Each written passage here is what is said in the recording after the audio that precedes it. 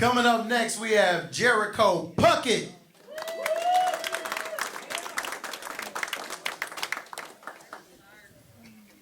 Melody said she was from Brooklyn, but had a shirt on that said, "Shut up and take me to Waffle House." That feels like cultural appropriation for Kentucky.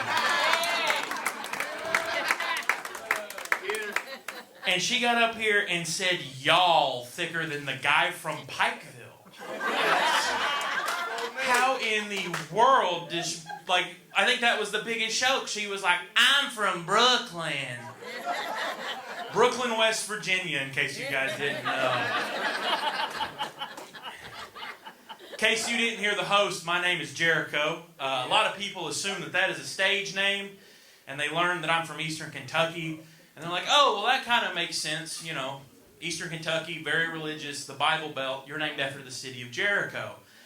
And it's real funny when I gotta look at them and say I was named after the professional wrestler. And the worst part of it is growing up, my dad's nickname for me was his little finishing maneuver. It's downhill from here with this joke. Monday Night Raw meant something different in my household. I'm gonna make it worse unless you start laughing. Did you hear that nervous laughter? All right, you guys want me to move on. But guess what? We're doing one more. The worst part of it is it didn't just stop with my name. My dad would use wrestling as an analogy for anything. So at 11, I asked him where babies came from. And he said, "well, buddy, with you, it was a tag team match."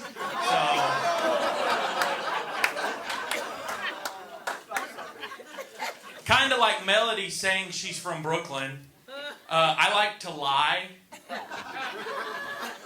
I'm a typical man, is what every woman in this room just said. But it's one of those things that I like to be on the fly with things. I really like to see how creative I can be in a situation. There was one time in college, a young lady walked up to me and said, "hey, you should follow me on Instagram." And I said, "I can't do that." She goes, "well, why not?" I said, "well, I don't have a phone." She goes, "oh, well, I'll just give you my handle and you come and look me up later." I said, "no, honey, I'm Amish." Look at the facial hair. It's believable, guys.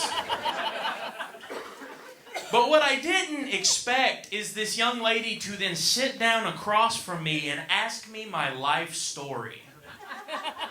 She said, "well, if you're Amish, I didn't think you all believed in this." And I was like, "well, honey, they're sending me here to be a doctor.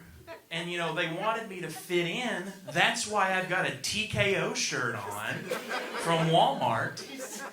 And she's like, "oh, that's so interesting." And I was like, "yeah, that's why I had slip-on boat shoes." I said, "we don't believe in laces. You know, like how you hear they don't believe in electricity? That's why I got slip-on shoes on."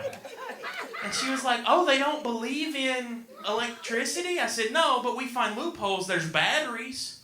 And she was like, "what do you mean there's batteries?" I mean, something's got to keep Mom happy, because it's not Dad. Just... "Mom, is the electric on?" "No, honey, that's an electric butter churner. We're trying to make a little extra money." Taking that tagline out. You guys didn't like it? But I'm sitting here and I'm lying to this girl. I'm going for a degree in political science, trying to be a lawyer. I'm practicing. And I'm looking at this girl and I'm about to crack. Like, I'm about to just let her know that everything I've just said is a lie. I look to my buddy and he is stone-faced. And he goes, and he doubles down on it, goes, "yeah, anytime I want to talk to him, I got to put an ad out on the radio." And I was like, "well, that's great." I'm going to end with this one real quick, just because that last joke didn't get a laugh, and I want to leave on one. Yeah, it is the truth, ain't it? Oh, God, I got to win on a success, or I'm going to go home and Old Yeller myself, okay? 4 for 25. There you go. I learned that I attract furries. I learned that they really like a guy who looks like me, so I asked one of them. I said, "hey, what is it about you that finds me appealing?" She was a schnauzer, by the way. And she goes, oh, well, it's when you get on top, you kind of look like a pug.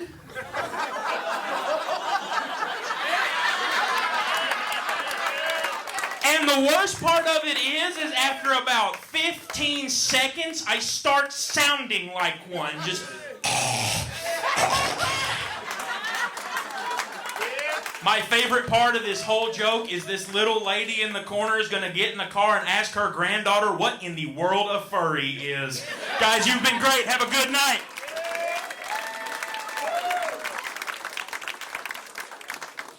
Hey, I know your nickname, Walls of Jericho.